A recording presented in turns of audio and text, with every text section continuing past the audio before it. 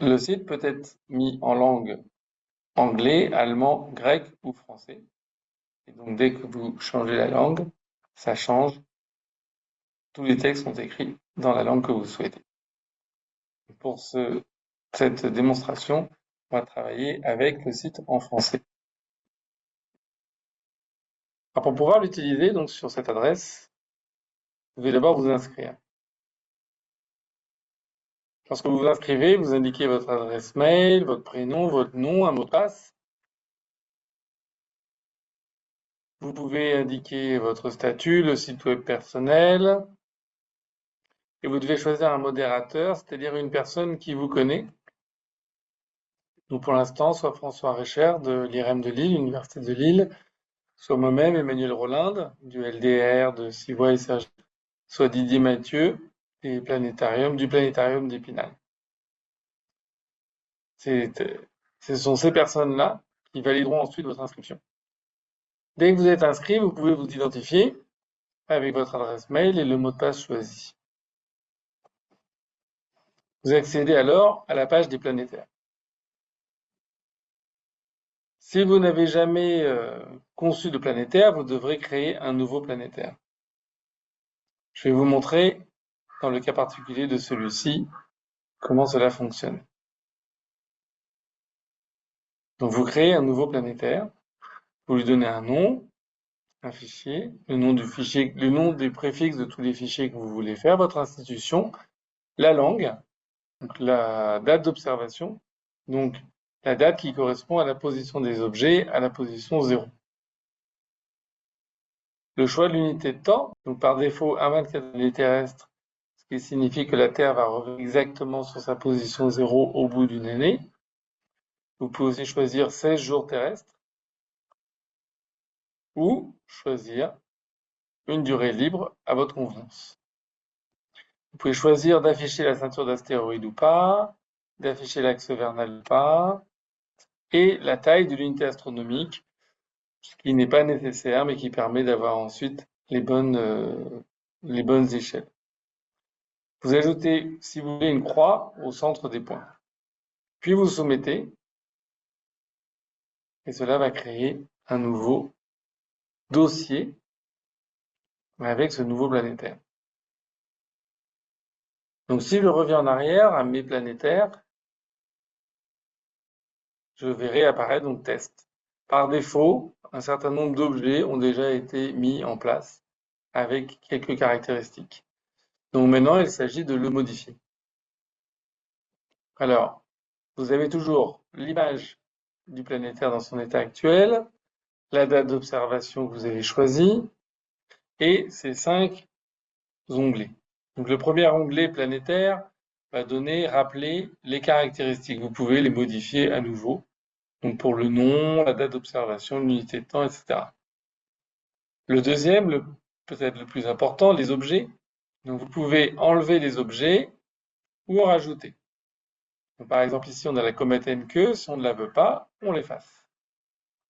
Et vous voyez qu'elle n'est plus sur le dessin. On peut se dire, mince, en fait, je veux mettre la comète NQ. Dans ces cas-là, je rajoute un objet. Donc on peut choisir parmi ces objets pour le moment.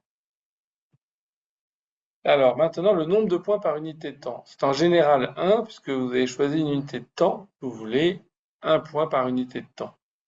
Par contre, on sait que pour certains objets, comme la comète NQ, si on mettait 1 point à chaque unité de temps, il y aurait trop de points. Donc on va dire qu'on veut en fait 3 unités de temps entre 2 points. Donc il n'y a pas de contradiction.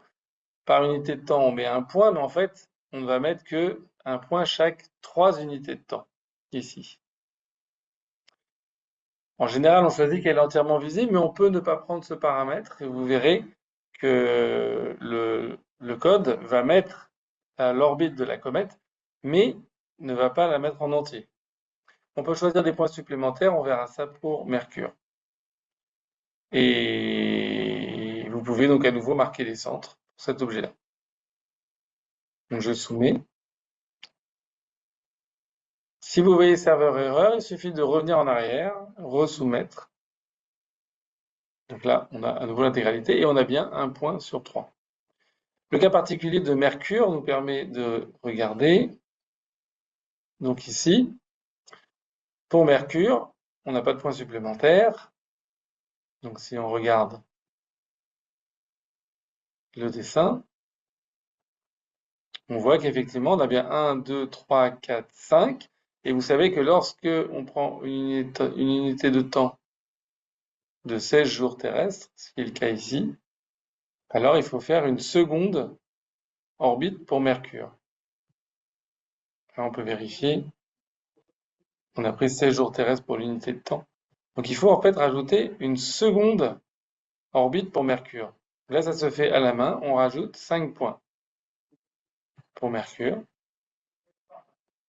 Ce qui nous permet, cette fois-ci, d'avoir bien les points 6, 7, 8, 9, 10.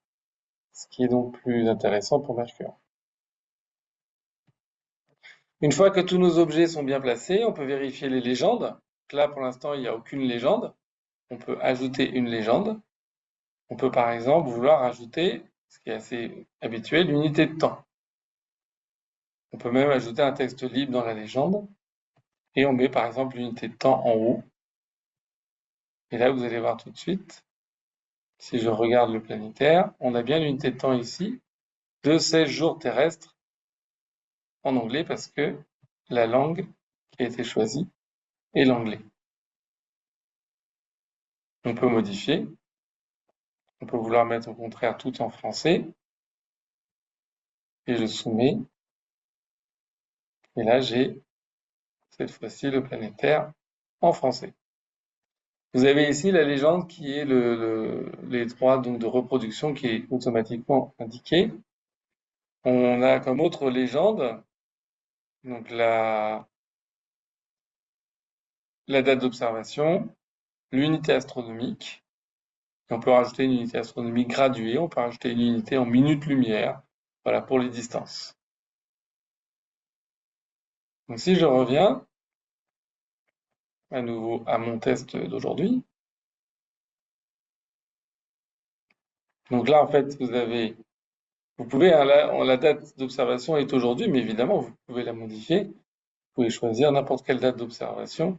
On peut prendre ce qui est plus classique, le 21 mars, et si c'est l'an prochain, en 2026, vous soumettez. Et en fait, votre planétaire est quasiment le même, mais la position 0 a changé par rapport au dessin précédent. Enfin, vous pouvez ajouter des logos. Alors pour le moment, les deux logos obligatoires sont ceux de l'IREM de Lille et de l'association FHOU qui sont automatiquement mis sur les dessins. Vous ne pouvez pas ajouter votre propre logo. Il est conseillé de créer le PDF et de mettre le logo de votre institution après. La dernière chose, ce sont les fichiers. Donc, l'application génère des fichiers. Si vous avez fait des modifications, il faut construire les nouveaux fichiers. Donc, l'application génère les nouveaux fichiers avec les modifications que vous avez faites. Et il vous prévient hein, si vous avez fait des modifications sans générer les nouveaux fichiers. Donc maintenant, ils ont été bien mis à jour. Donc vous pouvez télécharger l'archive qui va contenir l'ensemble des fichiers. Et ces fichiers sont le planétaire au format PDF, PNG, SVG, planétaire complet, le planétaire sans les nombres, c'est-à-dire les points mais sans les nombres associés aux points, des règles qui donnent les distances de l'unité astronomique. Ah, il faut savoir que le fichier PDF ne peut pas être ouvert avec l'application Adobe Acrobat. Il doit être ouvert avec un navigateur Internet. C'est une particularité. Vous avez également les fichiers nécessaires pour la construction du planétaire. Donc pour chaque orbite, ici, vous aurez un fichier avec cette orbite qui prend le plus de place possible, donc pour permettre une construction plus simple. Et vous voyez, donc là, l'échelle de l'unité astronomique varie évidemment selon l'objet que vous êtes en train de regarder. Donc pour Mercure, l'unité astronomique fait presque toute la page, alors que pour la Terre, elle fait justement la moitié de la plage, la distance entre la Terre et le Soleil. Vous avez à chaque fois la direction de l'axe vernal qui est indiquée et le Soleil qui est au centre. Dernière chose, l'axe vernal est également indiqué donc sur ces deux dessins. Donc avec l'ensemble, vous avez également une dernière chose. Donc ces positions-là des planètes sont à nouveau en PDF, PNG, SVC, mais également en fichier, en tableur, au format CSV. Donc on peut en regarder un pour bien voir à quoi cela correspond.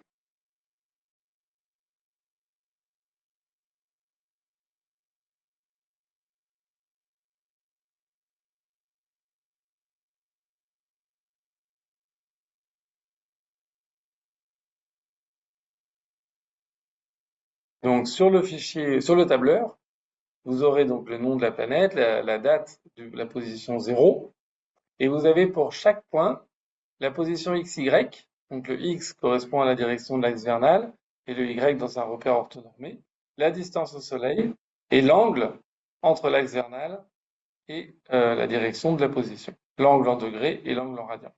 Donc avec ces éléments-là, vous pouvez reconstruire le planétaire dans votre cours ou sur le support que vous souhaitez.